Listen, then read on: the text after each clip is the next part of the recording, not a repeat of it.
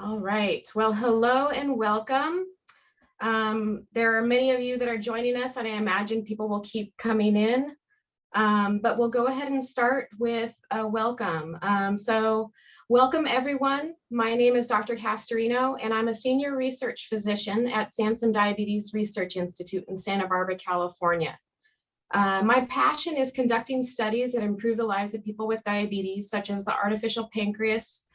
And my goal is making life with diabetes better and improving access to these tools so that as many people can use them as possible.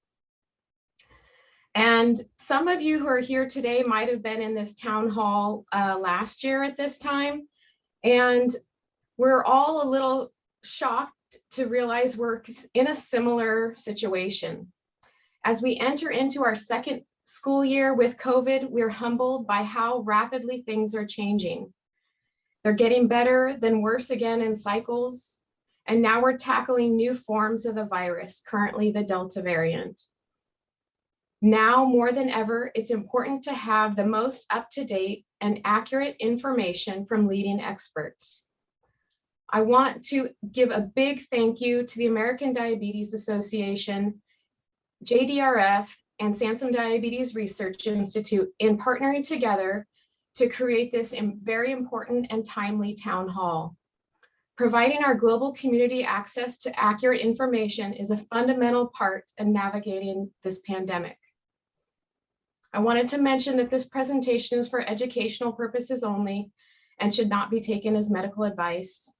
Each person with diabetes is unique, and what we are discussing today is general information that is not taking into account your specific situation. This virtual town hall will be an hour long, and we'll try to cover as much as possible during this hour. We've incorporated your questions that you submitted when you registered, and we'll try and hit every one of them. We anticipate using all of our time and will not be taking live questions. This town hall is being recorded, so you will all be able to share this information with friends, family. You can watch it again. You can share it with your school nurse or administrator. The ADA, JDRF, and SDRI will also be hosting a Facebook Live watch party or watch parties on their respective Facebook pages on Monday, August 16th at 8 p.m. Eastern, 5 p.m. Pacific Standard Time. So it's a great time to gather some more people in your diabetes community and watch together and potentially have discussions for strategy, support, and whatnot. In addition, a link to the YouTube video of this presentation will be sent out to all of you via the email that you provided when you registered, as well as the slideshow shown and other helpful resources that might be brought up today. So now I would like to jump in and introduce our incredible panelist speakers and thank them so much for being here. And so we're going to go quickly. Their full bios are on the invite, but we want to spend as much time as possible just talking about the topics at hand. So Fran Kaufman MD is the Chief Medical Officer at Senseonics. She's a distinguished professor emerita of pediatrics and communications at the Keck School of Medicine at University of Southern California. One thing that was incredible is that she was the national president of the ADA from 2002 to 2003 and was recognized by the California State Senate for her work in banning sodas in LA Unified School District and appointed by Congress as a local legend with the American Women's Medical Association. Thank you, Dr. Kaufman, for being here, or as many call you, Fran. Next, I'd like to introduce Christa Marie Singleton, MD, MPH. Christa Marie, or Dr. Singleton, is the Senior Medical Advisor in the CDC's Office of the Associate Director for Policy and Strategy. In that role, she serves as the Senior Medical Advisor regarding planning with commercial insurer partners and physician providers for the CDC's multiple initiatives. What is incredibly wonderful about Dr. Singleton's contribution is connecting policy with medical knowledge. so that it disseminates into our schools, and she'll talk more about that. Next, I'd like to introduce Cynthia Munez, PhD, MPH. Cynthia Munez is a licensed psychologist and is an assistant professor of clinical pediatrics at the University of Southern California's Keck School of Medicine in Los Angeles. She provides clinical care to children, youth, and families at CHLA, Center for Endocrinology, Diabetes and Metabolism, and CHLA's USC Center for Excellence in Developmental Disabilities. Dr. Munez currently serves as a president of healthcare and education for the American Diabetes Association and president of the ADA Community Leadership Board in Los Angeles, and serves on the Safety School Working Group. Thank you so much, Dr. Munez or Cynthia, for being here. Next, I'd like to introduce Christa Woodward, MPS. Crystal is the director of the Association Safe at School campaign based in the association's home office in Arlington, Virginia. Crystal is considered a national authority on the rights of students with diabetes and has spoken at conferences and forums throughout the United States and internationally on how to effectively advocate on behalf of students with diabetes, training hundreds of parent advocates, attorneys, and healthcare professionals. Thank you so much, Crystal, for being here. And lastly, I'd like to introduce Jacqueline, Jacqueline MacNamara RN, BSN, CDCES. And for those of you who don't know, a certified diabetes educator now has a new acronym. It's Certified Diabetes Care and Education Specialist. I think I got it right. Very confusing, but it's still a diabetes educator. So Jackie currently works for Fairfax County Health Department as an assistant nurse manager for the Health Services Division. In this role, Jackie provides school health services to several schools within Fairfax County. Additionally, Jackie has served as chair of the Virginia Diabetes Council Schools Committee since 2019. Thank you so much, Jackie, for being here. All right, and let's jump into our first question. So first question today is to Dr. Kaufman. Is it safe for students and their teachers who may have type 1 diabetes to return to school in person? And a second piece to that question is, what are your recommendations for returning safely to school if you're under 12 and aren't vaccinated yet? So thanks for that question. And I want to thank everybody for being here today. What a commitment you make to really helping your children, maybe your grandchildren, your neighbors, whoever they may be, to really be as safe as possible in these really remarkable times. I agree with Kristin. If somebody had told me a year ago that we would be doing this again, I would have said, I don't think so. We'll get a handle on it. We'll know what to do by that time comes. And you know, we've seen these vicissitudes of the virus, of now the variant, and there aren't really any truly known answers as things change. We've got a lot of knowledge, a lot of experience, and I would change that first question and say, rather, is it safe? Is it appropriate for children and teachers to go back to school? And I definitely think it is. I'm a member of the American Academy of Pediatrics as a pediatrician first and then an endocrinologist.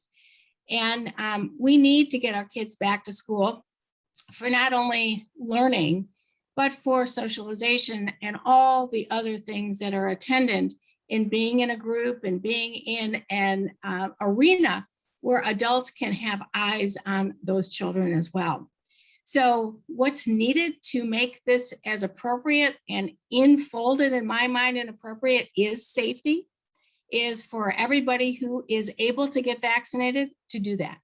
I know there are myriad reasons why somebody might be concerned.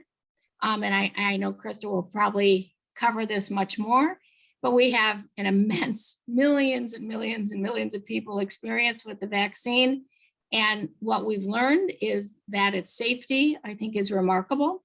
And its efficacy, its ability to now, in the midst of this variant of the virus, to, if we do get infected, to have it be markedly mitigated in its seriousness, its requirement for hospitalization, and its mortality. So I think vaccination is number one. All those teachers, everybody else who's going into the school environment, and particularly all those children 12 and over who can get vaccinated, should be vaccinated. And then those younger than 12, we're hoping that the CDC will be able to get us a vaccine for those population as soon as possible. I happen to have 5 grandchildren, 9 and under, and I can't wait for them to get vaccinated. Vaccine is number one. Then number two, we know about the importance of masking. And will every school be mandating a mask requirement? I don't know. I don't think anybody knows at this point, but certainly in my state, the state of California, the California Public Health Department will come out with recommendations that will need to be followed in the school systems. And as far as I can tell, it is going to be to require children to be masked, adults to be masked in the school environment, maybe not outside while they're active, but to remain as safe as possible. Distancing, we've gone from the 6 feet to the 3 feet, whether it will stay at 3 feet or go back up. Again, maybe Christa knows the latest data, but there will be this kind of safeguards we had. So our children went back to school at the end of this last school year.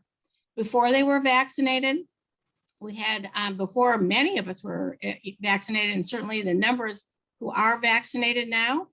And it seems to be as appropriate as possible. So I can't wait for the children to come back again, to learn together, to learn in person, to have that socialization, and to be in an environment dictated by the CDC as the top, then down to all the different state departments, down to all the different local departments, to really put in mind the appropriateness, the safety, the concern for our children, and school is where they need to be. Quick little add-on question. A lot of my patients ask me which vaccine is better or more appropriate if they have diabetes. So as far as I know, the recommendation is that the vaccines are essentially equivalent. So one of the things is to be fully vaccinated for those that require 2 shots, to get the 2 shots and wait the 2 weeks. For the single shot vaccination, to wait the 2 weeks to consider yourself fully inoculated and your immune system as turned on as possible. So I still think, as it was at the beginning, where you go, what vaccine you get is what it is. Thank you so much. Anything else to add from our other panelists? Okay, great. Dr. Singleton, can you tell us what this Delta variant is and how it affects those who are vaccinated and its potential impact? Sure. So one of the things about viruses is that they are quite sneaky and are constantly on the prowl for a human host. And so they will change themselves to find a human host. So in the spring of last year, we had what we call the alpha version, it was slightly different than the original virus, but it too had changed itself because it realized, these people are doing something different. So I need to adjust so I can latch on to these humans and keep copying myself. As a result of individuals not being vaccinated, now we have this Delta variant, which has now become, we have discovered it is much more transmissible, which means before, if an infected person became infected, they would then could spread it to 2 or 3 people. With this particular Delta version, it's much more transmissible, so that one person can infect almost 8 to 10 people more. So it spreads faster, it spreads more quickly. If you are exposed to someone and you are unvaccinated, you will likely get infected faster.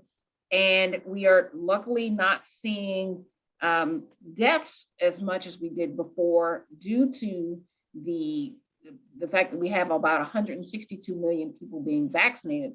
The problem is that we keep seeing more and more cases because we've got almost half the country who still is not vaccinated. And so what we have learned as a positive is that the vaccines are working.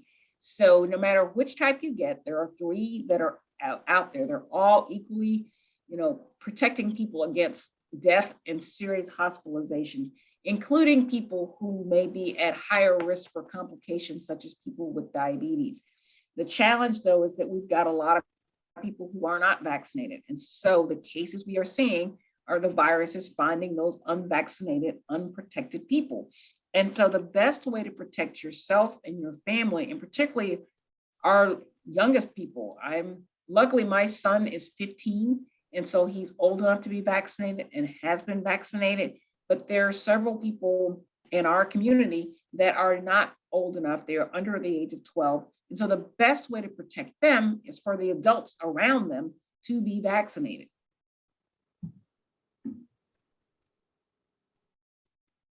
Thank you so much.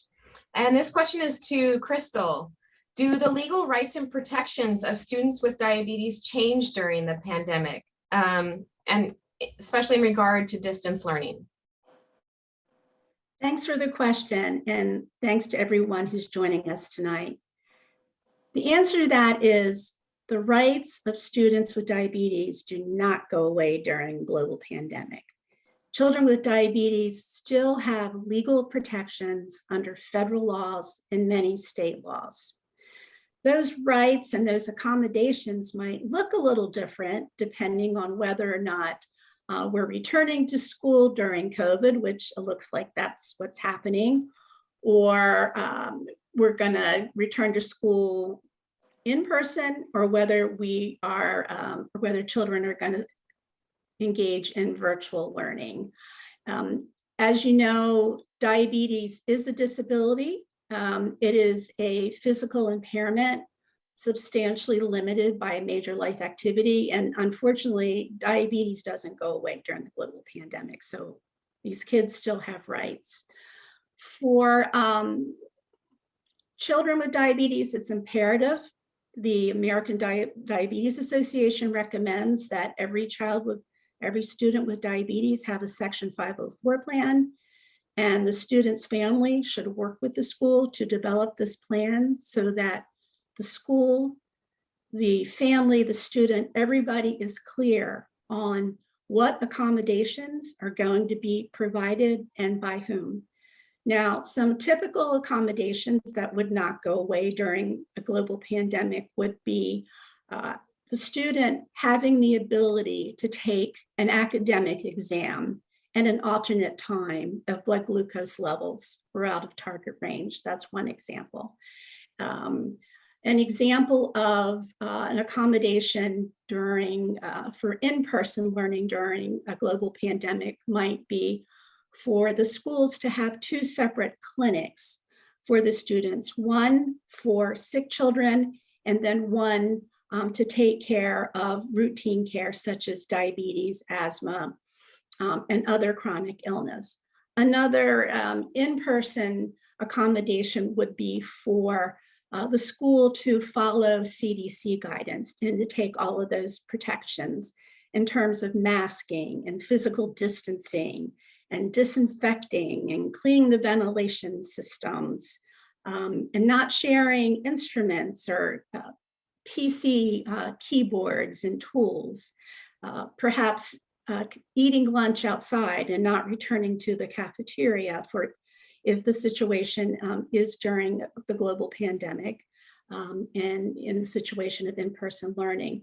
For a student who is doing virtual or distance learning, a common accommodation to be included in a 504 plan might be for the child to be permitted to have camera breaks, to be off camera as needed to take care of diabetes, or even just to shut down the camera if there is a need. And also it's so important in the virtual learning situation for the family and the teacher to agree upon a communication method. If the child is experiencing problems, is it going to be a community note sent through the chat box from the student to to the instructor that the child is having low blood sugar. So there should be a communication method. But the bottom line is the rights of students with diabetes do not go away during a global pandemic. Students with diabetes and their families should work with schools to create that important 504 plan. Everybody needs to understand their role and responsibility under that 504 plan. And that plan, as always, should be updated as needed. Wonderful. Thank you so much. And one quick question is, it may be harder for students whose parents speak Spanish to create a 504 plan and figure out how to navigate this. And this is to all of the panelists, any special recommendations or tips on resources that might help them that are in Spanish? Right. I think it's very important that the families work and identify that key school staff member who can speak Spanish and can shepherd them through that process. Most schools now do have someone who can speak and write fluent Spanish. So I think that's key. And a lot of schools are well equipped to help that family and to explain the 504 process and the importance of having a 504 plan and what should go in that plan. So Spanish, and I think, any language, there are resources in many of our school districts. Thanks so much. And I was just told by our staff that it will take a few weeks, but we'll be able to have a translation to Spanish of this town hall, and we'll put that on the YouTube and send that link out to everybody as well. Dr. Munoz, many children have very limited social interaction with peers since the beginning of COVID. What are the mental health risks or the impact that you've seen so far?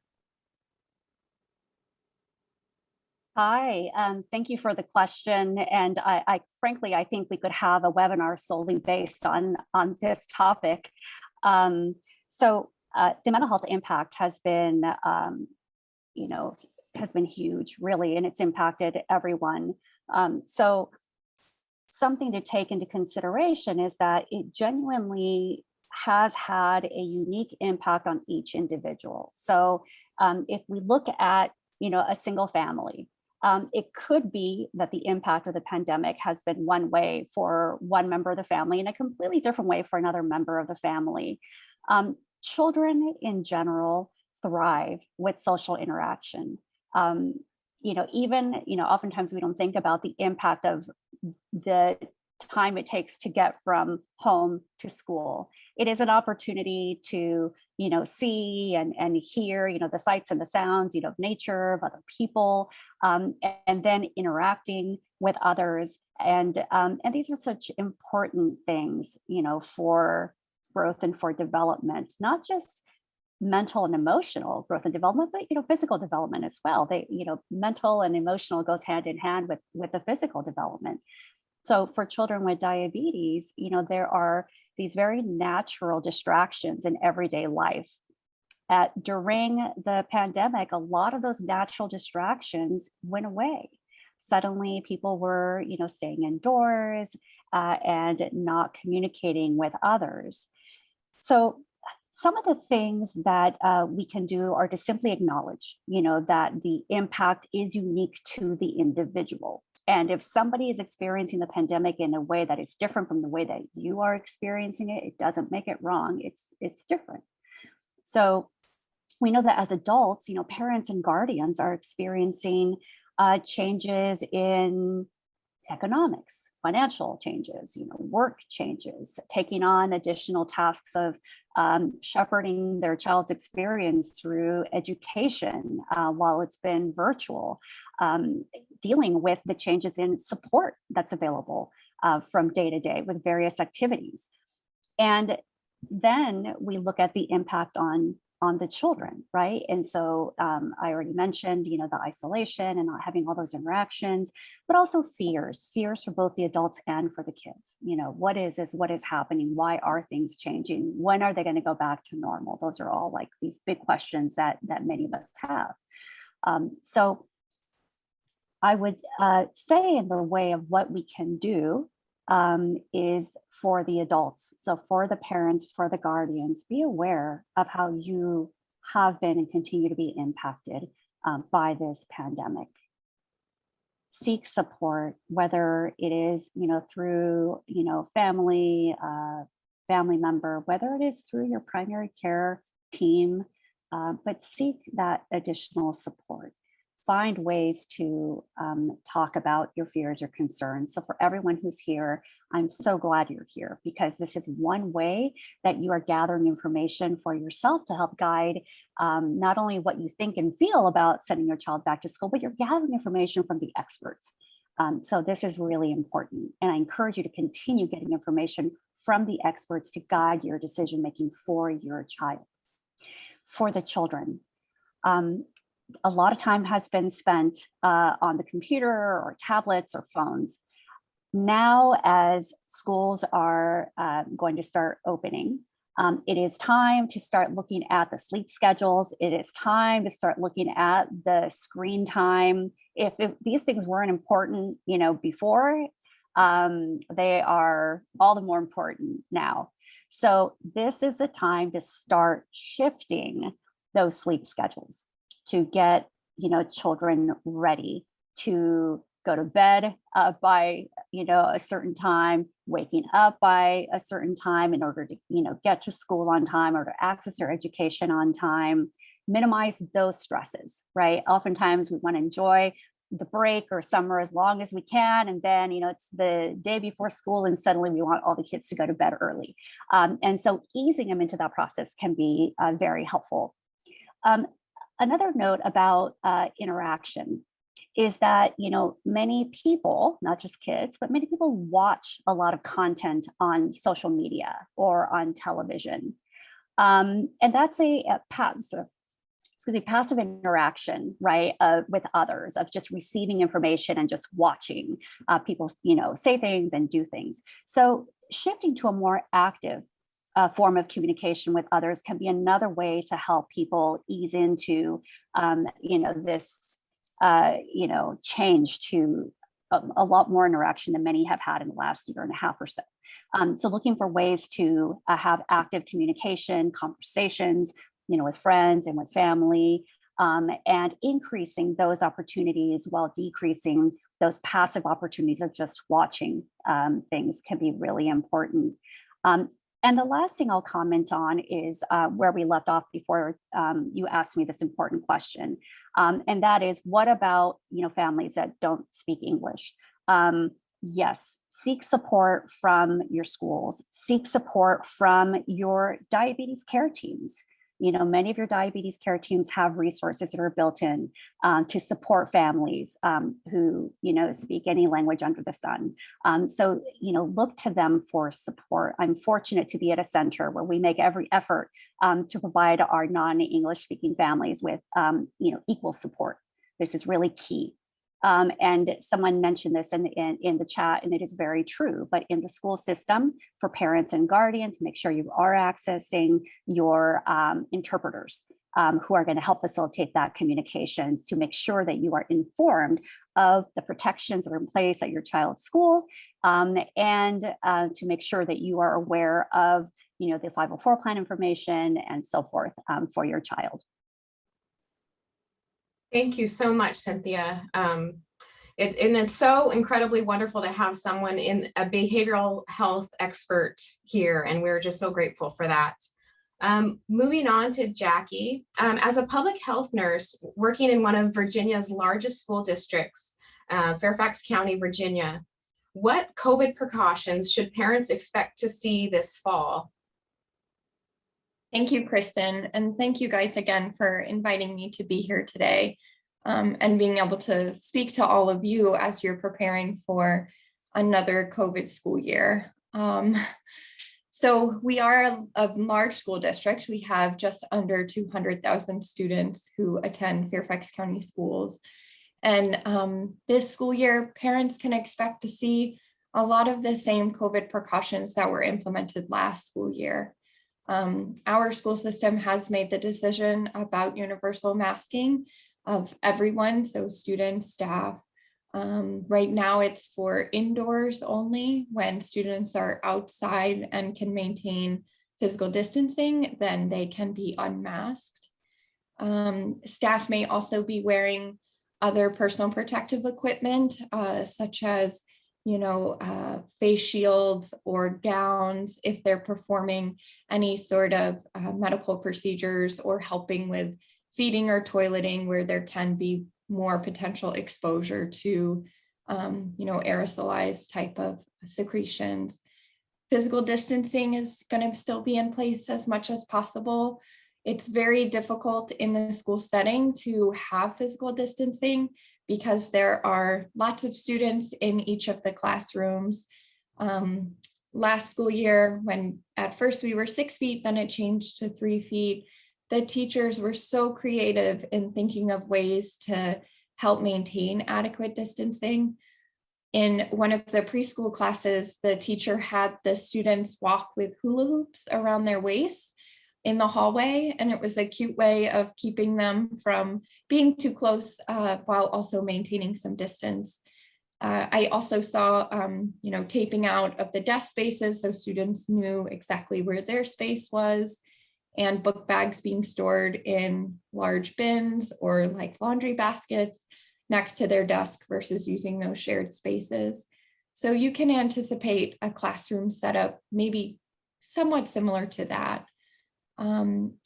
Crystal also mentioned the separate rooms for symptomatic students, and that was something that we established last school year and will be doing again this school year, is having isolation rooms or a separate room, again, for students who are having COVID-like illness symptoms. And then the clinic or the health rooms will be maintained a clean space for students who require medication administration. So our students with diabetes have a safe, clean space. And of course, the care of any injured students would be done in the health room as well. Increased sanitation procedures will continue to be very important. So wiping down frequent, touch surfaces, cleaning the cafeteria between students coming in, to cleaning the doorknobs routinely throughout the school, taking water fountains away, just different mitigation strategies to help keep the sharing down. Frequent hand washing for our staff and students. Staying home when you're sick, that's so important. I know we've heard it 1,000 times, but it's really truly so important. And then the schools will have, a protocol in place for what to do when a student develops symptoms in school and when they can return to school once they've been cleared. You may also hear of COVID vaccines being offered on school campuses. We did that at a couple of school sites at the middle and high schools before the close of our school year back in June. And likely we'll be picking that up again as the schools reopen. Screening for COVID may also be performed at some school sites. We are not currently doing it, but again, just check with your school system and your local health department. They may be doing screening at school. And it's really important to refer to your local health department's website. So for us, the Virginia Department of Health website, we use, as well as CDC's website, for the most up-to-date information. And so you can understand within your school district, how often is it being spread? What's the vaccination rates among, the people in your health district? Is it high vaccination rates, low vaccination rates? So you can make a more informed decision that way too. Great, thank you. Go ahead, Crystal. Jackie, so Jackie, you mentioned that you're going to continue with physical distancing and the protocols established last school year. Does that mean that you're maintaining a staggered schedule?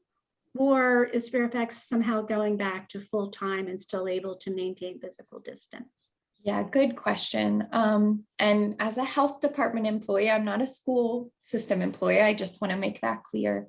The school has put out that they will try physical distancing to the best extent possible.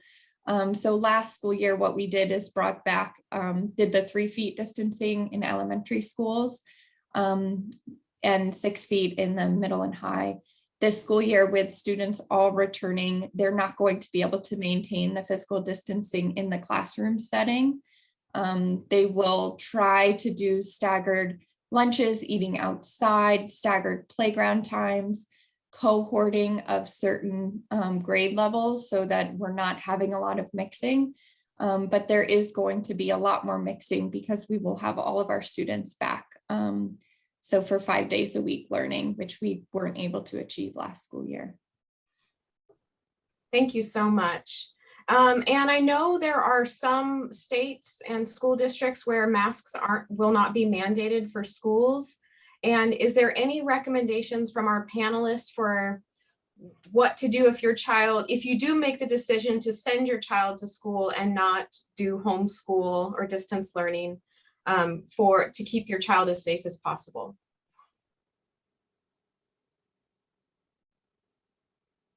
Well, I'll start. I mean, the CDC we recommend their layered strategies. And so I know there's a lot of focus on, well, my school district doesn't require masks or not.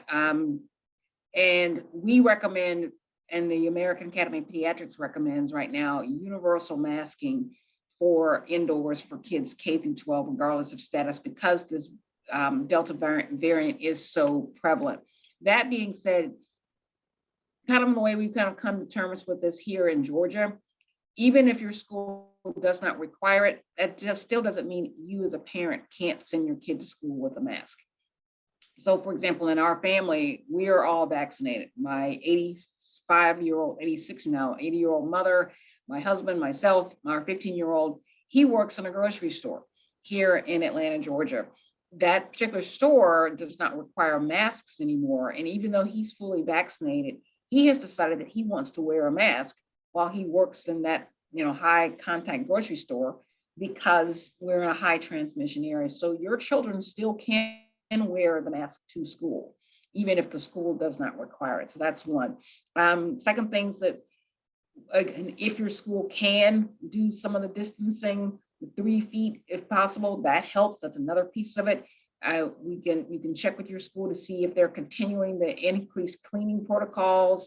And here in Georgia, the kids are wearing, even if the school is not requiring it in the classroom, the masks are being worn on the bus. So you can see if the multiple layers are in place in your school system. I do want to add, and I think this may be your next question to me anyway, Kristin, but I hope none of you feel your children are immunocompromised. They have an immune-mediated disorder, but they are not immune compromised. And I think there is lots of emerging data to show that for those children who have optimal glucose management, that the risk is extremely minimal, that if they do get infected, that they're going to get a serious infection. There was just a paper presented at the Endocrine Society looking at thousands of children with diabetes compared to hundreds of thousands of children without. And when you look at who's really at risk, it was children. And unfortunately, and the onus is on me and Cynthia and the rest of us who are actually healthcare providers, the risk was highest in the children who had a high hemoglobin A1C greater than 9. So one of the things I would advise in preparing, and hope you're doing all the time, would be to access, if possible, CGM. To, if not, do multiple finger sticks a day to get your glucose management as optimal as possible, as a way to reduce risk if an infection does occur. 4 million children so far, more, have been infected with COVID. And the numbers who have been hospitalized are fractional compared to the adult population. The numbers who have died are even more fractional compared to the adult population. And those who have, for the most part, had other illnesses or comorbidities. So if your child has type 1 diabetes, they are not immune compromised. If they've got good glucose management, they are likely to get through it. And many of my patients did get COVID this first time around. Some of them didn't know it. They got involved in testing with other family members. None were hospitalized. So it's important to be proactive in the management of diabetes at this point in time. Thank you so much. We've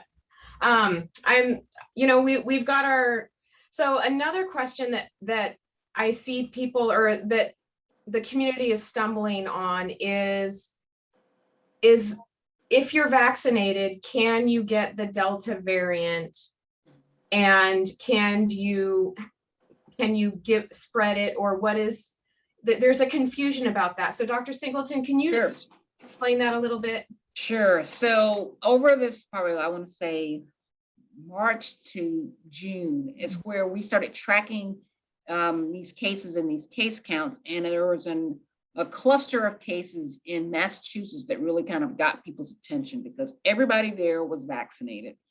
And then, but yet there were still cases of COVID. And through our own testing of those who had COVID, they all had the Delta variant. So then it became the scratching of the head. Well, what happened? Did the vaccine break down? The vaccine did not break down because the vaccine was designed to keep these individuals out of the hospital and seriously ill. So none of these individuals were seriously ill. None of them were hospitalized, but they did have the Delta variant. And so what was discovered is that the vaccine was able to sneak through, and it was much more transmissible. So as I mentioned before this year, if you were infected, it would travel to 1 or 2 people. Now it's traveling to 8 to 10 people. So what we discovered is that even if you're vaccinated, there is a tiny chance the vaccine can still get in and transmit to somebody else, which is why we changed our guidance to recommend that if you live in an area where there is high transmission, which right now is pretty much all of the Southeast right now, you should consider wearing a mask when you're indoors. And that's why we changed our transmission pieces of it. It's just because that variant can still sneak through. It's like if you were wearing a raincoat outside, and so you'll be pretty dry, but there's still a chance you can still get wet. And so that's where the variant can still sneak in. It might not cause major illness for you, but it could transmit to someone else, particularly if those individuals are under 12 or in another situation. So that's why the mask guidance changed for that purpose. Thank you so much. That's incredibly helpful. And to the issue of, I'm going to just call it the issue of shaming, and this goes to Cynthia. I feel like I've noticed that, or it's known that people with diabetes experience a lot of shame in a lot of different ways. And one of the ways is at school.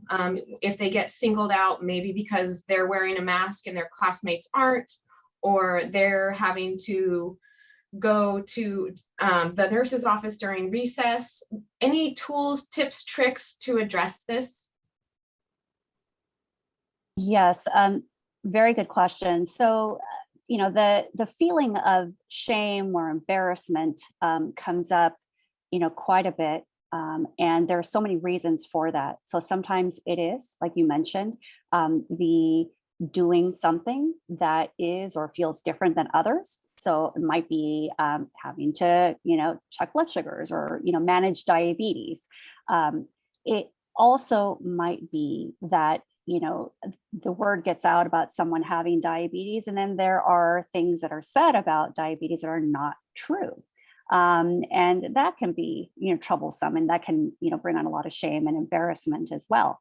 And then you bring up, these, pandemic specific types of challenges, like what if, The student has, diabetes and is going to wear a mask because this is how, they feel more comfortable protecting themselves. But the other kids, in the class or around school, aren't, right? So there's like, now we're just adding additional layers to this potential feeling of difference. So at a very basic level, I like to approach this question around the concept of support. So building a layer of support around that student, and that can look, different. That can look different depending on the child. So one level of support for the child can be ensuring that someone at school knows that the child has diabetes and understands what the child's needs are. And I know that that might sound really silly for me to say, and people might be thinking, well, of course, somebody should know, but that's not always the case.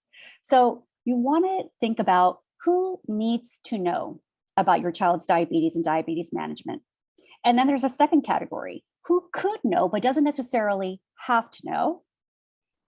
In that category, it might be a friend, close friends. And many would say these people, the close friends should know, right? But they could know. And then there's there's everybody else, right? People that don't necessarily need to know. But having someone at school that knows and that can take the time to understand what your child's feelings about their diabetes management or being the one that wears a mask are, and helping problem solve on ways to navigate that can be incredibly helpful. But also in that second category of the social support, the peer support. So for the student, getting support from a friend, from a classmate, someone they trust, that they know, that can really go a long way. So, for example, if the student with diabetes is going to be wearing a mask and they're already thinking, I'm going to be the only one wearing a mask, it may or may not be true. But something they could do is they could look for the support of their friend or a peer that they trust and say, hey, I'm going to be wearing a mask, is this something that you can do, or is this something you plan to do? But getting that type of support in advance, I think, can really help, navigate or reduce some of those anticipatory feelings of stress or anxiety or worry about being different when you go back to school after all this time. And that can also work for children needing to leave their educational setting to go to a health office or to go, somewhere to manage your diabetes. So, children, it can be that they have like a close friend or someone that, can go with them. And, that can be a level of support or just having a friend or someone close to them that they trust that's got their back, I call it. So that if somebody were to say something that's not true about your diabetes or says something or calls you out on something that makes you feel shame or embarrassment, that you could have a friend that's there to say like, come on, let's go, or come with me. And, just someone who's there as a support for you so that you don't feel completely alone. So those are just some of the things that can be done. I do think it's important for the adults to have some compassion and sensitivity that while as adults, we oftentimes say, everybody has something different. You have diabetes, but other people have other things different. And sometimes without realizing, without intending to, we might minimize just how a child feels about living with diabetes. We of course want them to have confidence and to know that they can do anything, with diabetes. But acknowledging the feelings of embarrassment or whatnot, for a child, I think can go a really long way of saying, you feel different. This doesn't feel good. So acknowledging that is really important. Taking the time to ask them, what would help you?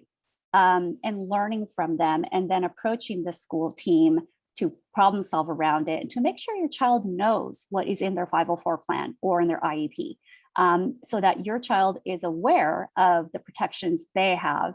That can help them a lot. And making sure, of course, that you're bringing up any concerns around teasing or bullying or during these school meetings, because the team should be aware, if appropriate, if your child feels comfortable and if you feel comfortable. You can also offer some type of educational experience for the students and for others at school around your child's diabetes. So I know I've been a part of that, Fran. I'm sure you've been a part of these too. But when we do presentations for a child's cheer team or the child's other group of friends and other students. So lots of things that we can do and think about if and when appropriate for your child. Kristin, I just want to tack on quickly and say that bullying a child with diabetes, a disability, is discriminatory under federal law. It's prohibited under the Americans with Disabilities Act in Section 504. If this is happening to your child, please seek out your school administrator immediately and work toward a resolution because it's illegal. Thank you so much, Crystal, for jumping in with that. And thank you, Cynthia. Crystal, I wanted to ask you, we mentioned the 504 plan. Who should who should have a 504? A lot of times people think, oh, it's only if there's some preconceived ideas of who it's for. Well, a student with a disability is eligible for services under Section 504. And I'm going to confuse everybody by saying that it's not necessary to have a 504 plan, or written 504 plan, I should say, in order to be covered and protected under Section 504. However, the American Diabetes Association certainly recommends that every student with diabetes have a 504 plan. This is it's a binding document whereby the parent, guardian, and the school determine what types of accommodations are going to be provided to the student. So it's always better to get it in writing. If it's not in writing, it didn't happen, it was never said. So put everything in writing. My other strong advice, and I get this question all the time, if everything's going well at school, why does my child need a 504 plan? Put that 504 plan in place while everything is going well, because you don't know if your school principal, who's been so accommodating, is going to be there next week. You don't know if that school nurse, who has so much knowledge and so compassionate about diabetes, we don't know that she's going to be there. So the players change. And also, it's good to have this written document because kids are in school for a long time. And granted, the 504 plan usually is updated every year. Now is the time to put that plan in place while things are going well. Don't be proactive, not reactive. Proactivity is what's recommended. Okay, silly question. And I'm a parent myself. I have a 6th grader and a 4th grader. If I wanted a 504, if I wanted to start the process, what is my first step? Well, your first step is I would reach out to the school principal, because the school principal is going to be able to put the parent in touch with the 504 coordinator for the school district. And again, I would put that outreach in writing. Make the phone call, follow up with an email, put it in writing.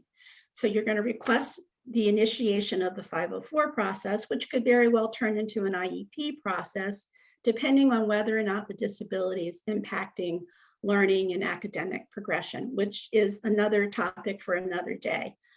So get that process started. What will happen is the 504 coordinator will convene a team. The team will make an assessment. After that assessment of eligibility is made, the team will come together and work together to develop what goes into that 504 plan. ADA has a very comprehensive 504 plan. We have that on our website. Folks can look at that to get an idea of what types of provisions should be included in a 504 plan for a student with diabetes. But that's essentially the process. The regulations for 504 do not specify how often the plan has to be updated, but we recommend updating the plan anytime there's a big change. Let's say the student goes from syringe and vial insulin to using a pump. Let's say the student goes from being very dependent or requiring supervision to transitioning to full independence. There would be a change needed to that 504 plan, and the team ideally would be reconvened to make those changes. Thank you so much. Crystal, And Jackie, I'm Kristin, sorry. can I wanted just to ask one quick question, Crystal, because I think this can be really confusing. You use the word disability, and there are many families, and maybe here, who are going to think, everyone's telling me my child can do anything. Diabetes is not a disability. Can you provide some clarification on the use of that term? Disability it's not a label.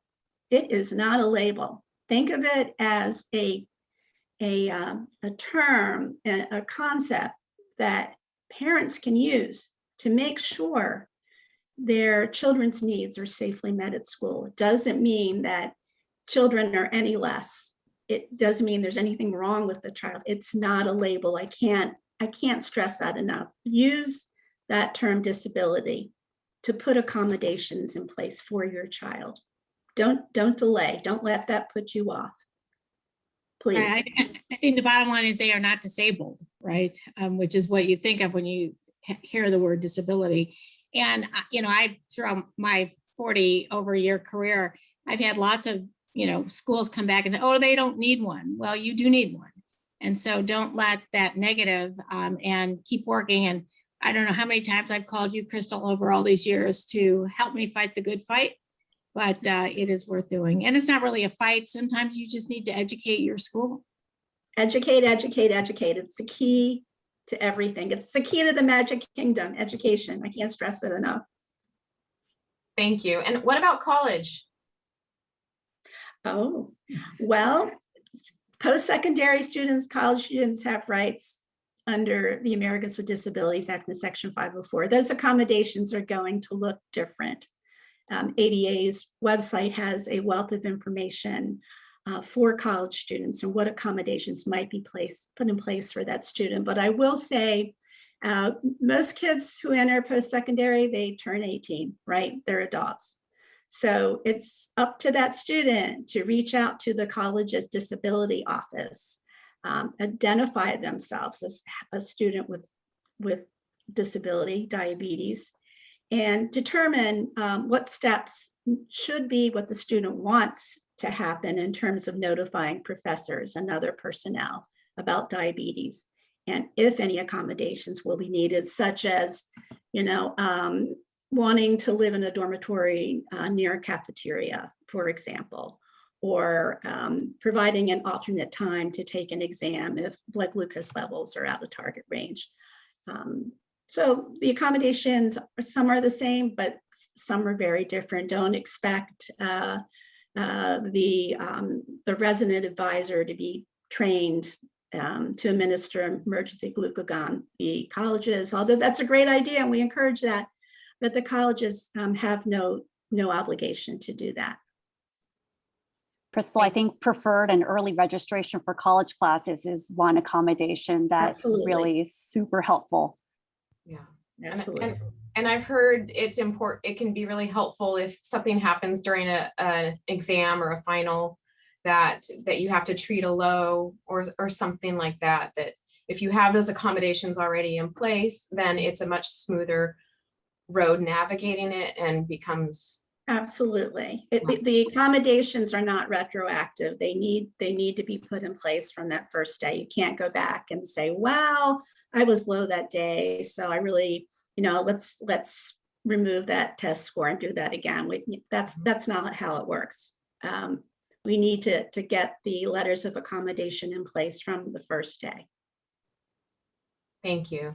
And Jackie, any tips for parents on how parents can work and guardians can work with a school nurse to make sure that they're well supported and their specified accommodations are enacted? Absolutely. And, a lot of times the school nurse might be the first person the parent expresses, I want my child to have a 504 plan, and then she can help with, or he can help with getting that process started. I did see a couple of things kind of pop up in the chat about the 504, and it probably is district dependent, but once you ask for it, it is that 10 days to sit for it, to be able to determine eligibility. I did also want to mention that a healthcare plan is very different than a 504 plan. The healthcare plan is the treatment plan for the student with diabetes. So for example, how to handle emergency treatment with glucagon or Baqsimi or Gvoke, how to treat hyperglycemia in the school setting, how to administer insulin. It does not, it should not include accommodations that would be in the 504 plan. The two are separate. The 504 can refer to the health plan, but you don't want to not do a 504 just because you have a healthcare plan. So I just wanted to emphasize that. But I think it's so important for the parents and the students to build that relationship with the school nurse. So to have that conversation with the school nurse, now before school starts for some of us, once that school nurse comes back in the building, and start planning for how your student with diabetes is going to be coming back into the building, preparing the doctor's orders, getting the updated medical management plan so that the nurse can then train the necessary staff to be able to support the student's needs as well is so important. And frequent communication. In our county, we developed a kind of an interview sheet, which is essentially a script, so that you make sure you hit all the points with the parent. Things like, do you want to be emailed daily with the blood sugar levels? Just those important points to establish that plan for the new school year, and doing that with the nurse early is a good way to go. And then, of course, updating her or him with any changes to the student's plan. So if the student is going to be switching from one pump to another, because the new Omnipod 7 is on the horizon and we're all really excited about it, letting the nurse know so that she has a heads up and can start preparing the staff for that change and herself for that change. Because not, as many of you know, not every school nurse knows every single insulin product that's out there. So starting that conversation early, and you as the parent have so many great resources and experience to be able to share, so that she can prepare and have the best plan for your child. So communicate. That's what I say. For a team. And I feel like often the nurse is sometimes the bridge for your student. Sometimes the student may share some situations that are happening, and the nurse can sometimes bridge any issues that they're having with the other students, involving administration when necessary. So the nurses develops very close relationships with your students with diabetes quite quickly, because they come and hang out with us during the day. Thank you so much. And Dr. Singleton, is it possible to add some COVID-19 specific accommodations to a 504? Are there any that you can think of off the cuff that might be possible things that someone might want to put in their 504? Well, I guess just kind of off the top of my head, again, we CDC recommend multiple layers of what we call mitigation. And so if a school district is, for example, not requiring masks, but you want to ensure that that's an option for your child, then that could be something that's put in there. Or accommodations for additional spacing, as we, on one hand, want to get kids back in school, and you're trying to get more and more kids in the classroom, that now what we call densifies the population when people are closer in contact. And so perhaps it could be a situation where this child needs to be in a situation where they're spaced a little bit more. So you adding in these layers that we recommend could be something that the parent could consider with the school district. And to our other panelists, any other suggestions on any COVID-19 specific accommodations that might be helpful? I think we've talked about a few already tonight, but just, for a very comprehensive recommendation, I'm going to suggest that people go to diabetes.org/SAS COVID, and there you will find ADA's recommendations for what to include in a child's 504 plan as we head back to school.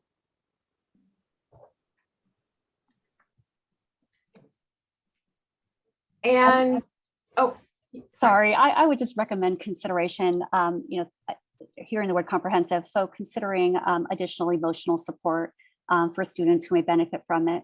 So looking to the school team for resources that they have available. And of course, we have resources in the communities that you can access through your diabetes care teams. Also, you can go to the ADA mental health provider directory for mental health professionals with knowledge and expertise in diabetes.